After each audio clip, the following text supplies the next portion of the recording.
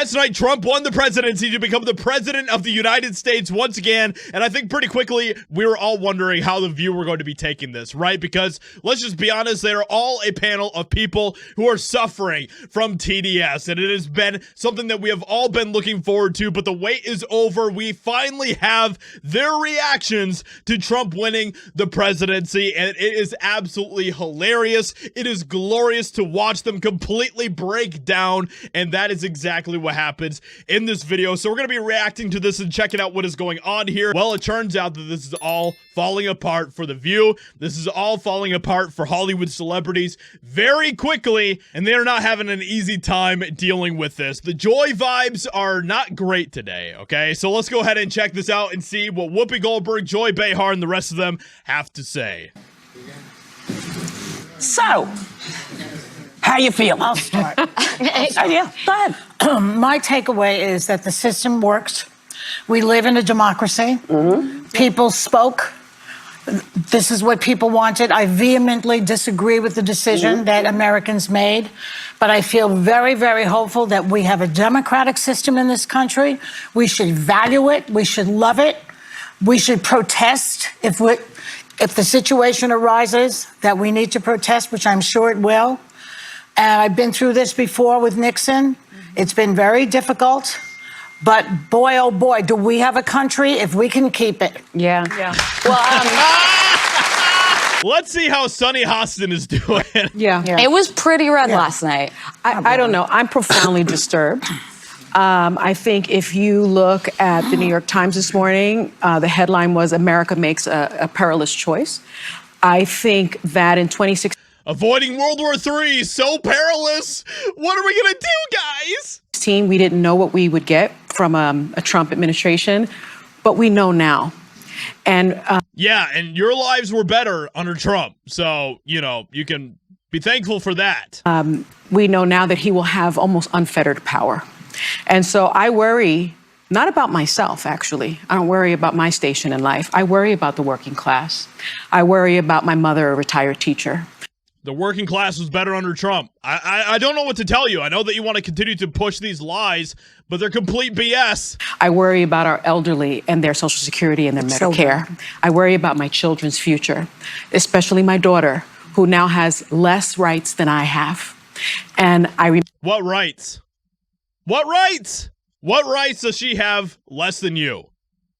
These are all just completely stupid BS talking points. remember my father telling me many, many years ago that I was the first person in his family to enjoy full civil rights.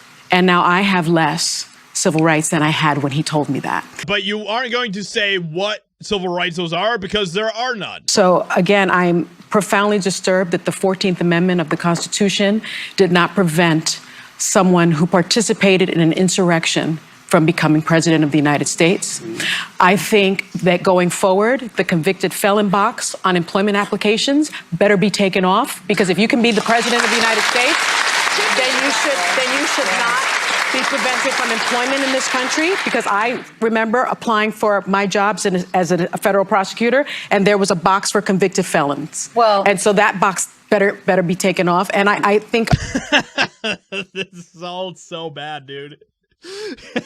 She is having a very difficult time coping today with everything that is going on. And everything that she is saying here is just lies, man. It is all lies based on definitely not reality whatsoever. Like, these are all just completely baseless, nonsensical things that she is saying right now. The gig is up, okay? The American people are waking up. They're starting to loosen themselves from the bonds of the insane agendas that we've heard from people like you and the mainstream media for years and years and years. Economists have made clear that he's going to increase the debt by $7.75 trillion.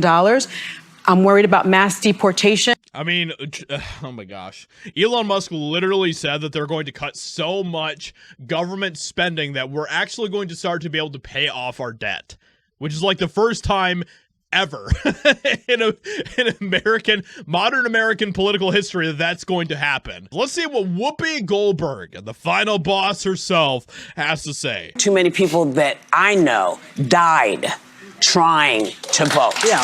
Okay? So we start with that. And think about this. She did this in 2 months. Yeah, No. She did this in 2 months. She left it all on the You know, field. Yes, she look, did. she, you know, everybody. Let's just be honest. The Democrats could have appointed a moldy loaf of bread to be their running for president candidate. And all of you would have supported that loaf of bread. All of you would have gotten behind it and said, this bread is the greatest thing that's ever happened in American history.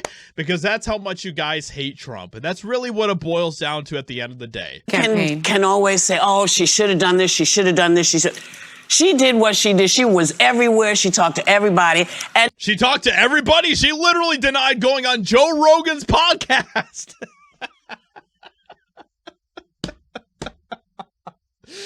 Yeah, she talked to everybody.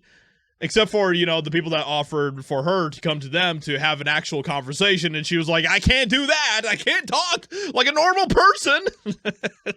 and people didn't come out. I don't know why, and it doesn't even matter.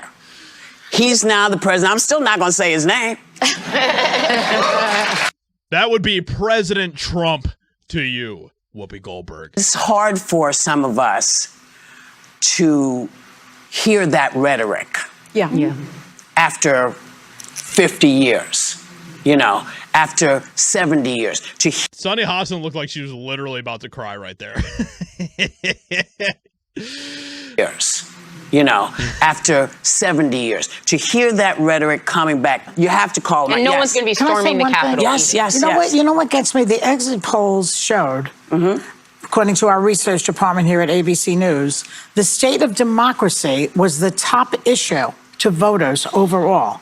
So that says that they voted for a guy who wanted to overthrow the election, who also said he would be a dictator on day one, and they also said that democracy was number one. So.